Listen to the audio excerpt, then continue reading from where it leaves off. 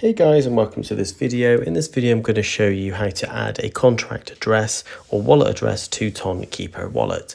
So this is if you're going to be sending money or receiving Ton coins, if you like, from another wallet address to your own. So if you want to send or receive, this is how you would do it.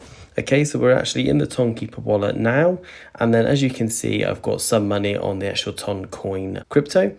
Okay, so if we just click on the actual Toncoin at the moment, you can see that I'm holding about $16 worth of Toncoin. So if we want to send any of my Toncoin to somebody else, then I just need to press the send button. And in here is where you would paste in the contract address or wallet address that you want to be sending it to.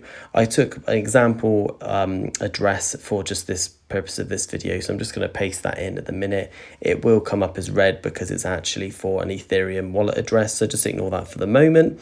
But this is where you would then actually put in the address for where you're sending it to, and then you would put in a comment of what the actual reason is of why you're sending the money.